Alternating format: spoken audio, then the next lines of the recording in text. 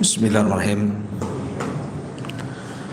Assalamualaikum warahmatullahi wabarakatuh. Alhamdulillah wassalatu wassalamu ala Rasulillah wa ala alihi wa sahbihi wa mawalah wa la hawla wa la quwata illa billahi wa ba'du.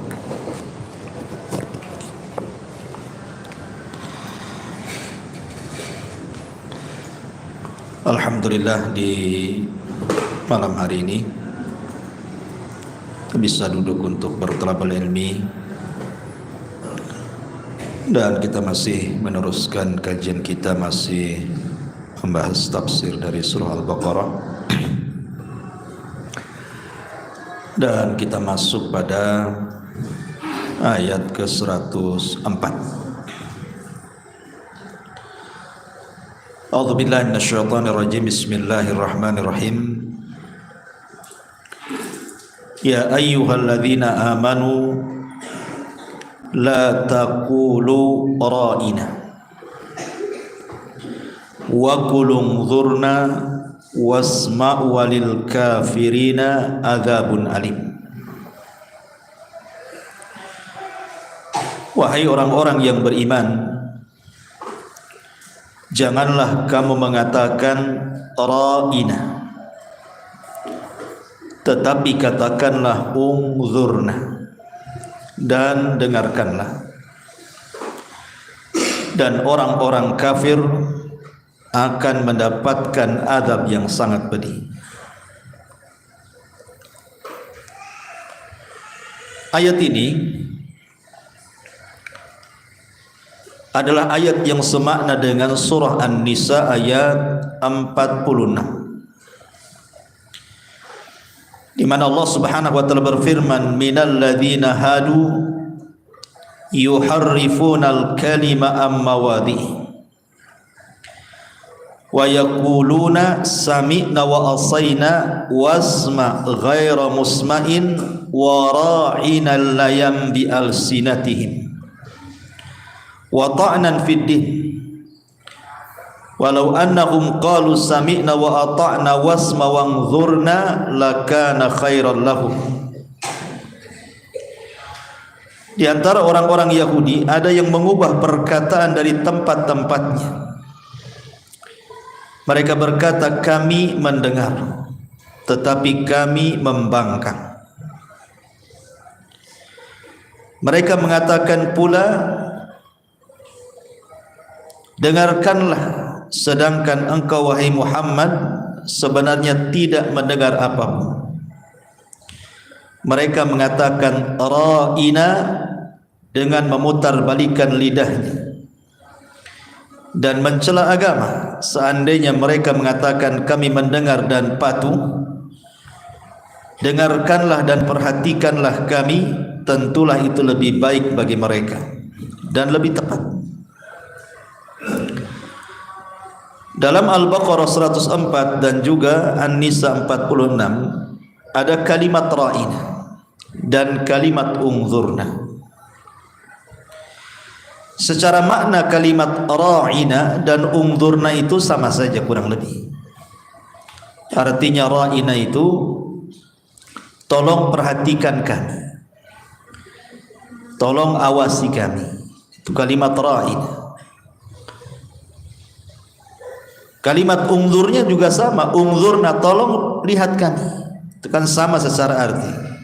Ra'ina artinya minta diperhatikan. Kalau saya bicara dengan antum, tolong perhatikan. Masalahnya kalimat ra'ina ini kemudian diganti oleh orang-orang Yahudi dengan makna yang lain. Jadi bahasa orang-orang Yahudi yang menggunakan bahasa Ibrani,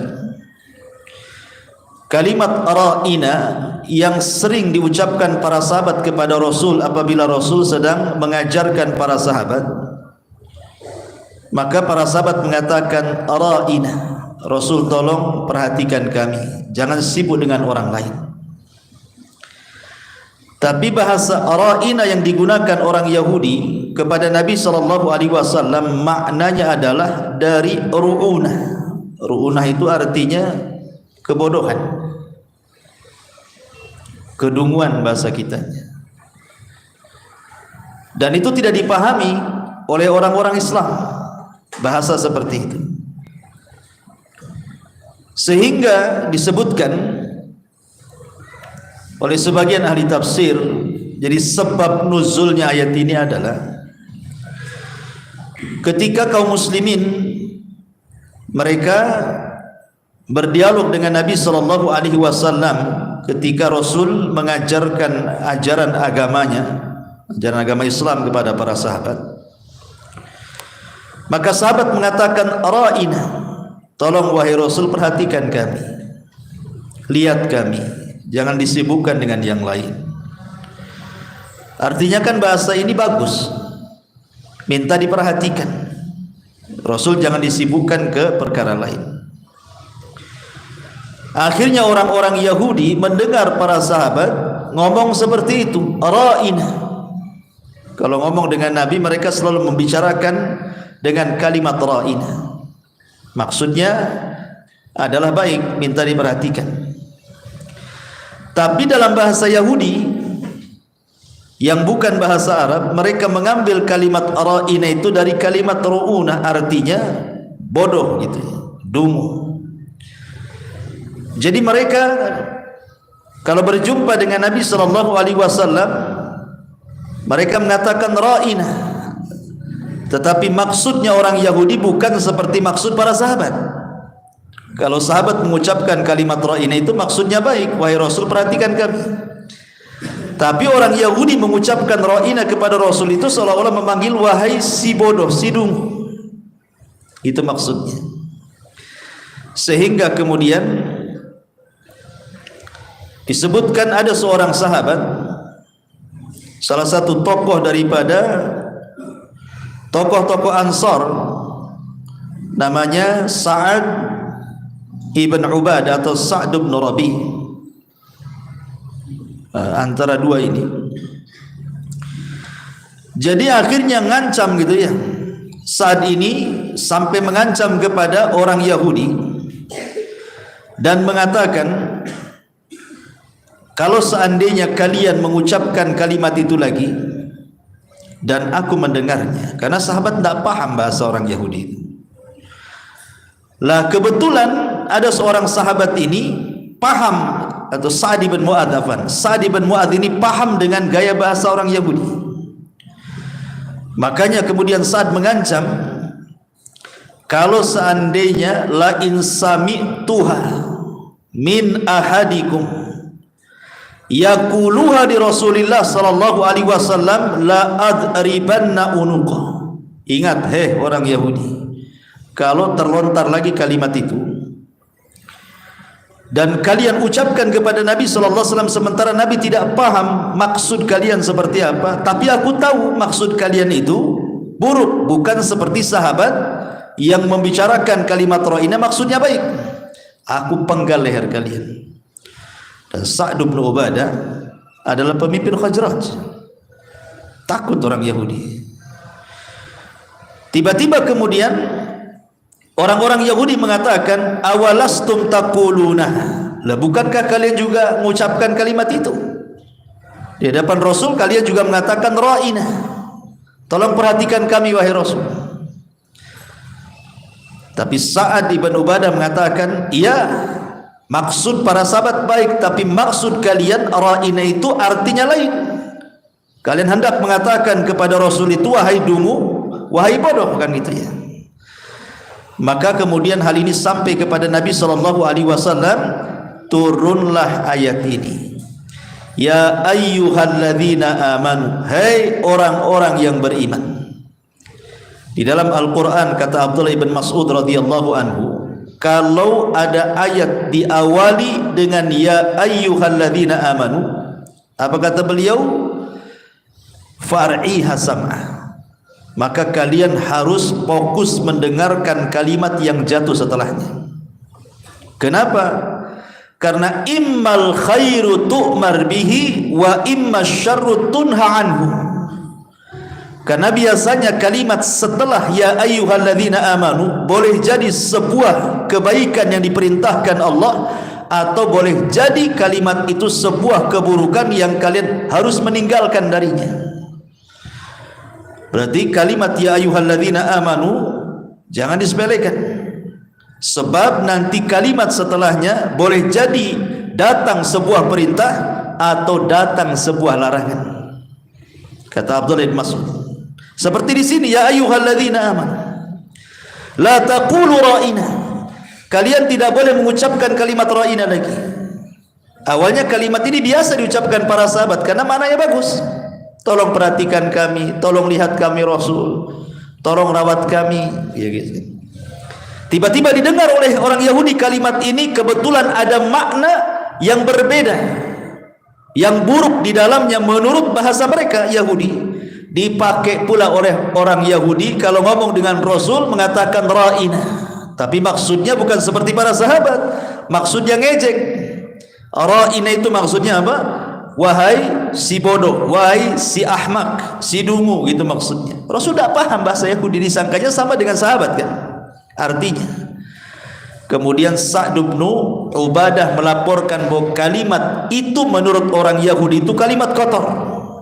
Maka turun ayat ini, orang-orang yang beriman, jangan lagi kalian mengucapkan ra'ina lagi, tapi ambil kalimat lain yang tidak memiliki makna kecuali itu. Apa itu? Ungzurna, sama maknanya.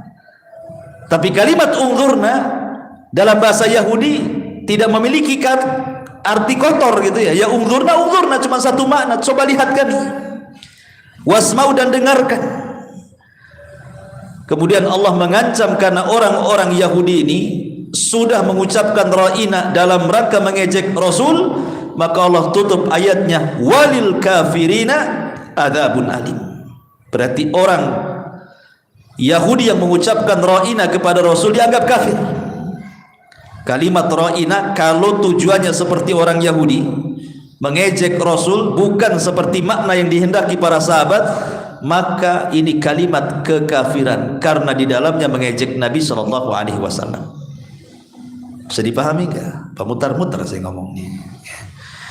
Ma'asyiral muslimin yang dimuliakan Allah Azza wa Jalla. Sebenarnya kebiasaan Yahudi ini, biasa mereka itu kadang-kadang menggunakan bahasa-bahasa samar untuk mengejek Nabi. Contoh, Aisyah radhiyallahu anha menceritakan, dakhala rahtun minal yahudi ala Nabi sallallahu alaihi wasallam. Pernah suatu ketika ada rombongan Yahudi masuk ke rumah Nabi, bertamu ke rumah Nabi. Faqalu, maka mereka ramai-ramai mengatakan assamu alayka. Assamu alayka, bukan assalamu alayka, tapi assamu alayka. Fafahimtuha, maka kata Aisyah radhiyallahu anha, aku pun paham dengan bahasa itu.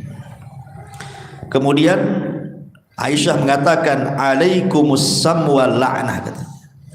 Justru kepada kalian asam dan juga laknat, kata Aisyah. Faqala Nabi sallallahu alaihi wasallam, kemudian Rasul mengatakan kepada Aisyah, mahlan ya Aisyah, pelan-pelan ngomongnya, jangan keras, kata. Fa innallaha yuhibbur rifqa fil amri kulli, karena Allah itu senang orang yang melakukan kelembutan dalam segala hal. Faqultu, maka aku katakan, kata Aisyah, ya Rasulullah, awala tasma maqalu, kau kan dengar apa yang mereka katakan. Kata Nabi sallallahu alaihi wasallam, faqad qultu alaikum, kan saya sudah jawab dengan sebutan wa alaikum, titik. Maksudnya gimana? Kalimat assalamu alaikum itu maknanya bagus, keselamatan bagi kalian. Tapi kalau assamu alaikum ini maknanya kebinasaan. Sam itu diambil dari racun. Jadi assamu alaikum itu mudah-mudahan kau mati, itu maksudnya. Kalau assalamu alaikum mudah-mudahan kau selamat, kan beda artinya tuh. Yang satu suruh mati, yang satu suruh selamat, kan gitu. Barat timur artinya. Assalamualaikum. Maka Aisyah enggak tahan tuh kalimat itu. Aisyah mengatakan wa alaikussam wa la'nah. Kalian saja yang mati dan semoga kalian dilaknat. Ditambah lagi dengan laknat sama Aisyah. Kata Rasulullah, pelan-pelan. Keras sekali kau jawab, kata Aisyah. Rasul, kau dengar apa yang mereka ucapkan? Iya, saya dengar. Kan sudah saya jawab wa alaikum. Artinya apa? Kamu saja yang mati, itu maksudnya. Rasul tidak mengatakan waalaikumsalam. Cukup waalaikum, kau saja yang kena sam itu, yang kena mati itu. Lihat orang Yahudi. Orang Yahudi seperti ini. Mereka menggunakan bahasa-bahasa yang terkadang bahasa-bahasa itu dalam rangka mengejek Nabi. Subhanallah. Kebiasaan orang-orang Yahudi ini sudah ada sejak zaman Bani Israel. Ingat ketika saya berkisah tentang kisah Yusa ibn Nun. Yusa ibn Nun, seorang nabi yang menggantikan Nabi Musa dan Harun setelah kematiannya. Dialah yang membawa Bani Israel yang tadinya menjadi umat pengecut menjadi umat pemberani. Ketika 40 tahun mereka di negeri linglung tidak bisa keluar, akhirnya Musa pun wafat, Harun pun wafat, maka Bani Israel dipimpin Yusa ibn Nun berhasillah mengalahkan orang-orang Arihah, bahkan bisa masuk ke Baitul Maqdis. Ketika mereka masuk Baitul Maqdis ini dibawa oleh Yusa ibn Nun. Allah Subhanahu wa taala gambarkan dalam Al-Baqarah 58. Wa idh qulna dkhulu hadhil qaryata faqulu minha haitsu syi'tum ragadah wadkhulul baba sujjadan wa qulu hittatun naghfir lakum khatayakum wa sanazidul muhsinin. Dan ingatlah ketika kami berfirman, masuklah kalian ke negeri Baitul Maqdis, makanlah dengan nikmat dari berbagai macam makanan di dalamnya dan yang kalian sukai, tetapi masuklah dari pintu gerbang sambil membungkuk, karena ini tempat suci Baitul Maqdis. Sambil membungkuk maksudnya kalau bahasa kita ini dengan menundukkan kepala, masuk seperti ini ya. Dan jangan pula ucapkan kalimat hittah. Hittah dalam bahasa mereka artinya ya Allah ampuni dosa kami. Jadi masuk dengan cara menunduk, kemudian sambil mengucapkan ya Allah ampuni dosa-dosa kami, atau bahasa singkatnya hittah. Rupanya orang-orang Yahudi ini mereka justru menentang nabinya Yusa ibn Nun. Bukannya masuk ke depan gerbang kemudian kepalanya nunduk, malah masuknya berbalik, pantat dulu masuk. Kemudian mereka mengucap hintah. Hintah diganti menjadi hintah. Apa bedanya hintah dengan hintah? Hintah itu ya Allah ampuni dosa kami. Kalau hintah ini ya Allah kasih makan. Kurang ajar kan? Nabinya mengatakan minta ampun malah minta makan. Nabinya suruh masuk dengan nunduk malah membelakangi, nunggingi gitu kan. Itulah orang Yahudi ya. Jadi memang bapak-bapak mereka, nenek moyang mereka sudah seperti itu orang-orang Yahudi itu. Maka di zaman Rasul juga mereka terkadang menggunakan kalimat-kalimat untuk mengejek nabinya. Subhanallah, rupanya ditiru pula kalimat-kalimat seperti itu oleh kaum muslimin. Banyak kemudian kemaksiatan-kemaksiatan akhirnya dibungkus sedemikian rupa seolah-olah bukan maksiat dalam bentuk kata-kata. Contoh umpamanya riba diganti namanya jadi bunga. Cantik bunga, ya kan? Bunganya berapa? Bukan ribanya berapa, nggak ada kalau ke bank itu. Kalau saya nabung di sini ribanya berapa? Nggak ada ngomong begitu. Bunganya berapa persen? Gitu kan? Akhirnya apa? Orang nggak tahu itu riba padahal itu bunga itu padahal riba karena diganti namanya kan? Mungkin bahaya. Khamar diganti namanya jadi jus jeruk katanya. Khamar jadi jus katanya. Naudzubillah. Ya. Bahasa kitanya anggur gitu ya. Khamar jadi anggur. Anggur kan cantik gitu ya. Tapi akhirnya supaya halal dibuat jadi anggur. anggur cap kaki 3. Ma'asyiral muslimin, apalagi kelakuan homoseksual umpamanya, kelakuan kaum Lut, diistilahkan apa dengan pasangan sejenis atau gaya modernnya LGBT kan itu. Bilang saja homo kan selesai. Pengen pula kemudian supaya orang tertarik gitu. Gay apa? Bilang aja banci kaleng selesai. Ya, susah kali dibilang gay, enak kali dibilang gay, banci kaleng, selesai itu. Ya. Kaleng rusak gitu. Ma'asyiral muslimin yang dimuliakanlah, termasuk juga dalam keseharian kita ma'asyiral muslimin yang dimuliakan Allah Azza wa Jalla. Ada bahasa-bahasa itu yang mungkin kasar dalam daerah lain, tapi boleh jadi tidak kasar di daerah lain kan. Contoh umpamanya apa ya? Orang Sunda, saya kan orang Sunda ya. Saya pernah juga tinggal di Bali, kerja dulu. Jadi dalam bahasa Sunda itu ada orang Sunda sini. Ada orang Sunda? Ada. Itu orang Sunda. Dalam bahasa Sunda itu ada namanya cicing.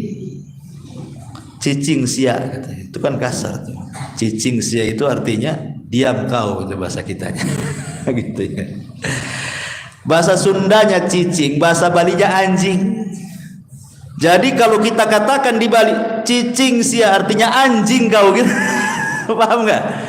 Itu kadang-kadang antum harus paham bahasa-bahasa seperti itu. Kadang-kadang di daerah lain bagus bahasanya kan, tapi di daerah lain kasar pula.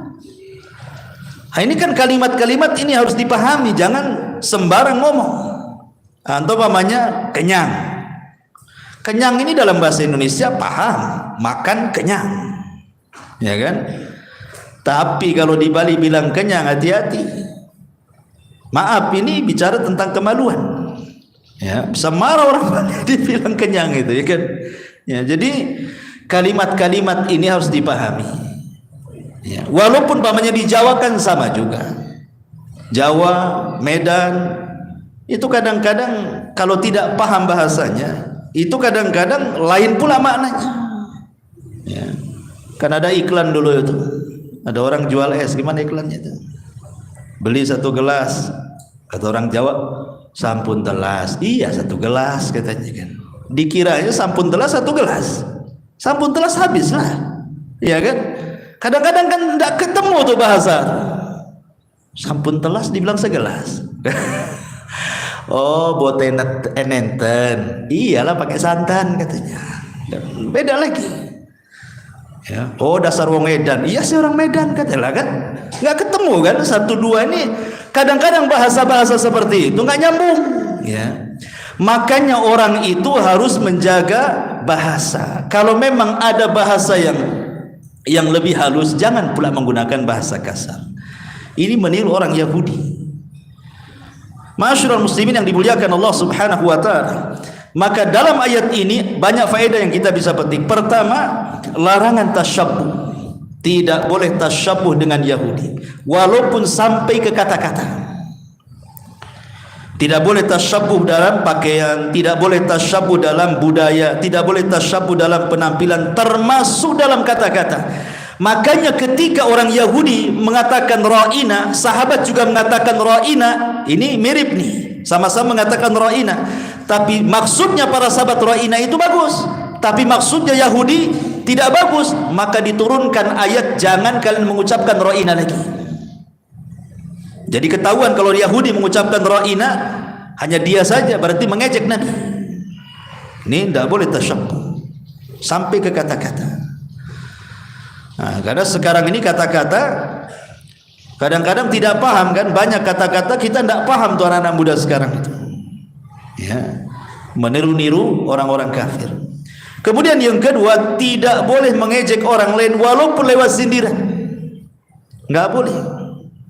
Nggak boleh, kan banyak itu ngejek orang lain itu dengan sindiran. Kemudian yang ketiga, terkadang perkara mubah itu bisa jadi haram.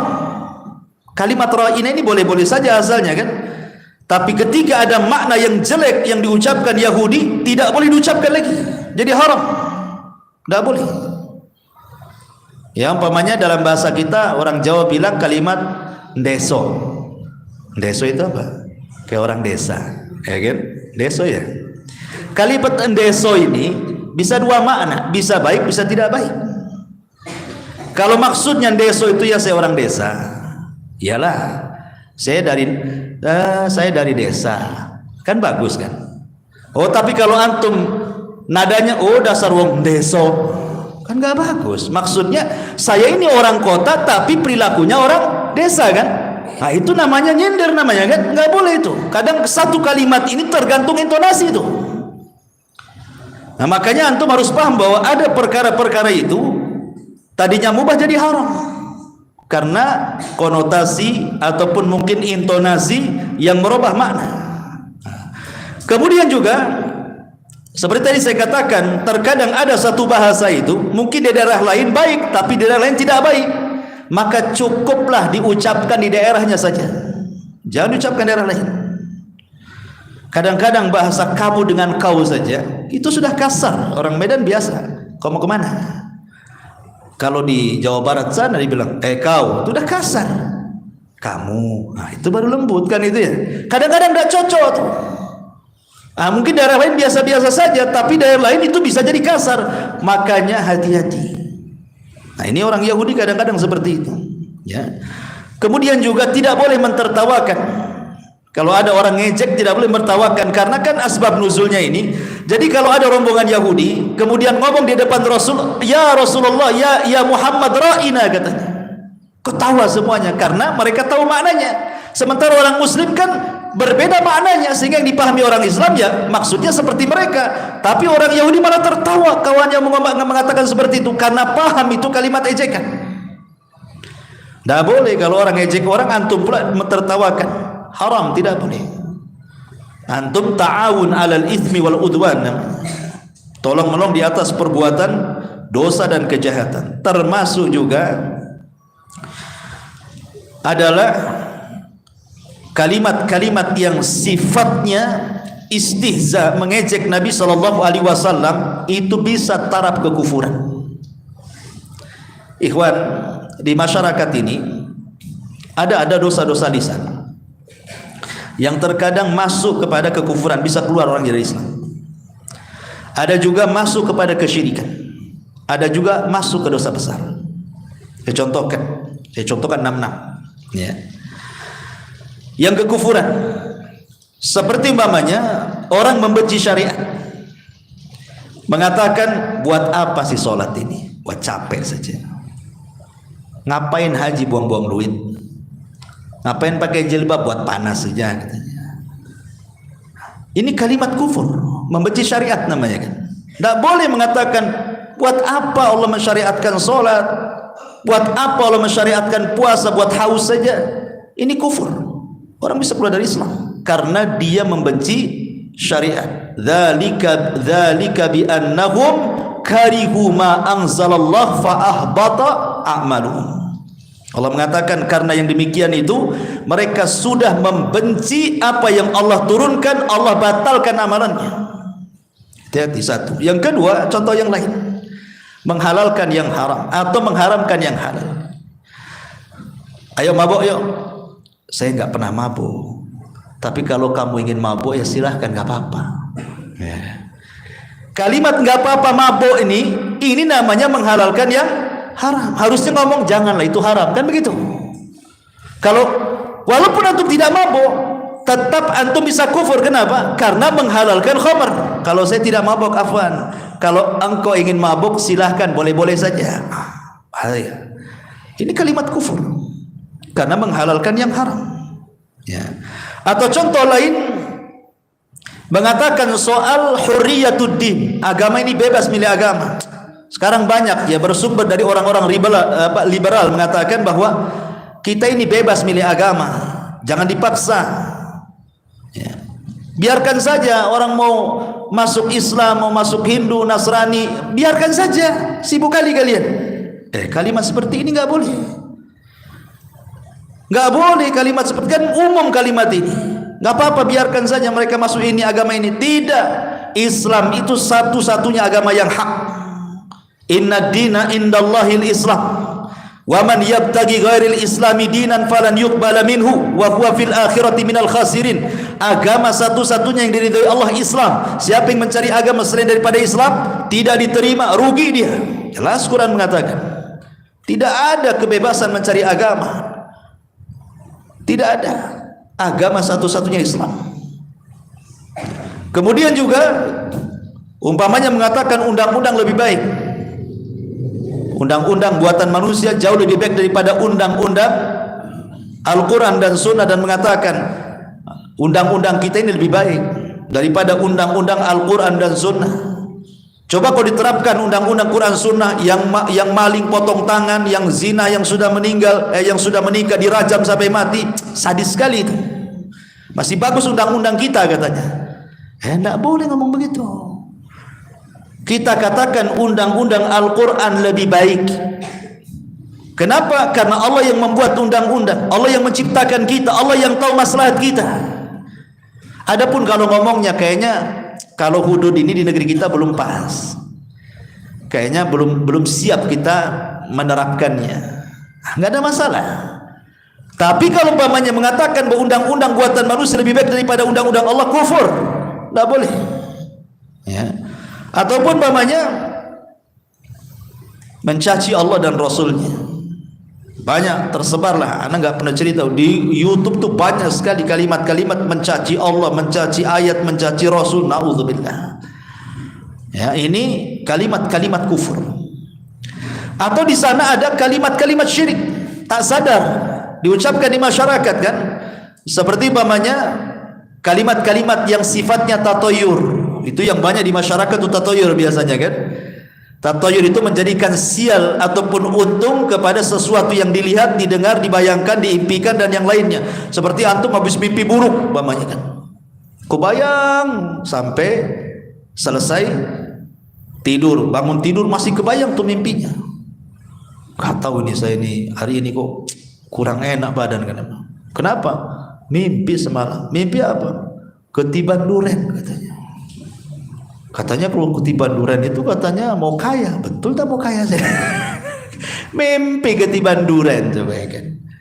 Ini kan tatayur. Kayaknya mau ada yang mati malam ini. Kenapa? Nampak ada burung hitam di atas gitu. Coba ya kan. Ini kan tatayur, tak boleh. Burung itu bukan malaikat maut. Burung suka-suka nginggap di mana lah kan gitu ya. Mau di genteng, mau di atas pohon, terserah burung lah. Masa kemudian dikait-kaitkan dengan orang mati? Bisa syirik ini, tidak boleh. Ya. Ataupun namanya seseorang yang lewat di tempat yang takut. Namanya di sini ada pohon angker, tidak ada jalan lain kecuali lewat situ. Permisi Pak pohon, tidak boleh Pak. Pohon tidak bisa dipermisiin. Permisi itu sama orang, permisi Pak, ya katanya kan. Kalau ke pohon permisi, kata pohon ya. Repot tentu kan itu. Tidak boleh. Karena Nabi SAW mengatakan jangan mengatakan seperti orang jahiliyah, mengatakan permisi wahai pemilik atau penunggu lembah ini, jangan ganggu saya katanya. Maka Rasul mengatakan idza nazala manzilan falyaqul a'udzu bikalimatillahi tamati min syarri ma khalaq lam yadhurrahu syai'un hatta yartahil minhu, kata Rasul. Kalau kalian lewat di sebuah tempat yang angker, nampak nih bulu kuduk berdiri, semua bulu pun berdiri, katakan a'udzu bikalimatillahi tamati min syarri ma khalaq. Selamat antum, enggak ada apa-apa. Permisi ini bisa syirik. Kenapa? Seolah-olah apa? Antum lebih takut sama setan. Takut sama setan tidak masalah, tapi jangan antum nampak dari ketakutannya dengan cara seolah-olah kita merendah dengan setan dan mengatakan permisi. Nggak boleh, syirik. Walaupun hanya ngomong begitu kan. Atau contohnya umpamanya menasabkan bintang. Yang dulu kan, zaman dulu anak-anak kecil ini mana tahu zaman baheula kan itu. Orang dulu di tabloid ada bintang-bintang. Sampai ingat dulu ya, zaman saya masih kecil tuh masih tersebar porkas. Porkas itu apa? Judi. Ada lagi SDSB. SDSB itu kan dulu legal tuh. Anak-anak sekolah aja pasang nomor, cari nomor buntut. Ya. Itu Hari-hari orang itu baca buku ramalan tuh, ramalan bintang-bintang itu untuk nyari nomor buntut. Yang lebih parahnya orang gila ditanya, nomor berapa? Orang gila ditanya, ikut gila lah dia. Coba bayangkan, orang dulu kayak gitu. Kadang-kadang orang tidur dibangunkan, bangun-bangun, nomor berapa? Gitu modelnya orang dulu tuh. Yang parah lagi, datang ke kuburan, itikaf di kuburan tuh, nanti nampak, nomor sekian tuh, minta sama kuburan nomor tuh, sampai ada truk tabrakan, ditengok nomornya, ini mungkin ini nomornya besok nih keluar. Itu orang dulu kayak gitu tuh. Masyaallah muslimin yang dimuliakan Allah Azza wa Jalla. Jadi dunia perbintangan ini kan banyak. Zaman dulu kalau umpamanya sial nih, orang ini sial hidupnya, usahanya gulung tikar, jodohnya si gagal terus, gak laku-laku, jadi bujang lapo kan itu kan. Ditanya itu bukan tanya apa, tanya kok ini lahirnya bulan apa, tahun berapa, tanggal berapa. Oh saya lahir tanggal ini, hari ini, bulan, tahun. Oh iyalah, bintangmu gambar kambing katanya. Gak laku kamu. Ini kan syirik ikhwan, tidak boleh ya. Kemudian juga terkadang menasabkan hujan kepada makhluk, kepada bintang. Ya, bahkan ada seorang ikhwan bercerita itu kalau di desanya ada, kalau malam tuh suara beruk, suara monyet tuh berisik-berisik itu, besoknya paginya hujan tuh. Kalau hanya pertanda, mungkin monyet tahulah akan terjadi hujan gitu kan. Seperti zaman dulu kalau lagi teduh, nengok ke bawah kok nggak ada semut, udah masuk ke lubangnya, ini pasti hujan. Dulu saya di waktu zaman pramuka dulu diajari gitu tuh. Ya, kita ke hutan, kalau nampak teduh-teduh ini nengok ke bawah, kalau tak nampak semut hujan. Ya. Artinya kalau seandainya itu sinyal dari binatang, karena binatang itu punya pendengaran indera insting yang lebih kuat dari manusia, tidak ada masalah. Tapi kalau dinisbatkan hujan itu gara-gara suara beruk gitu ya, gara-gara suara monyet atau gara-gara semut, ini tidak bisa. Ini namanya menasabkan nikmat kepada makhluk syirik. Sama dengan orang dulu menasabkan hujan kepada bintang dan mengatakan mutirna binawi kada wa kada, kami dihujan dengan bintang ini dan itu. Tidak boleh. Nah, ini kalimat-kalimat seperti ini, dan ini bisa syirik. Ataupun orang yang berandai-andai, andai saya nggak ke sini nggak jatuh, andai ke situ, cobalah tadi saya ke situ, ya. Mungkin saya nggak kepleset, cobalah tadi nggak keluar, anak saya nggak mati, macam-macam. Tapi katakanlah ini semua takdir Allah Subhanahu wa Ta'ala. Jadi kalimat-kalimat ini, subhanallah, kadang-kadang bisa syirik loh. Tadi bisa kufur, ini bisa syirik, atau bisa juga masuk kepada dosa besar. Seperti yang sering saya contohkan, menceritakan aibnya sendiri. Pemanya anak-anak muda ini habis pacaran, kasih tahu, tengok kawannya, tengok pacar saya cantik kan? Cantik. Itu yang di belakangnya saya lagi rangkul dia. Tuh maksiat diceritakan sama orang dengan bangganya, pacaran rangkul-rangkulan itu dikasih tahu handphonenya. Tengok, cantik enggak? Cantik. Enak loh, semalam saya sama dia makan cendol macam-macam. Ceritakan pula sama kawannya. Dosa, sudah dosa diceritakan pula dosanya. Dosa besar, ikhwan dabung, yang menceritakan dosa. Ya. Atau mamanya seseorang menceritakan aib orang, nggak boleh. Walaupun melihat, nggak boleh menceritakan. Mamanya ini anak-anak nih disakan, nampak kawannya ngambil uang, tahu tapi nggak ada saksi, cuman kita saja. Ngambil uang nih, jangan diceritakan ke kawannya. Si Anu teh ngambil uang. Sini si Anu, nggak boleh. Ya, walaupun antum melihat kawannya ngambil uang, karena harus ada saksi. Kalau mau laporkan ke gurunya, cukup antum tahu nanti gurunya yang paham, nggak boleh sebarkan. Kasihan akhirnya malu, resign dari pondok. Nah, mau lagi katanya, kenapa dibully satu pesantren? Nah, siapa yang salah? Sekali kawannya punya jantung pula dibully mati, siapa yang bunuh? Ya kan? Hati-hati antum. Ya. Jadi banyak ya perkara-perkara, karena sudah azan. Subhanaka bihamdika asyhadu an la ilaha illa anta astaghfiruka wa atubu ilaik.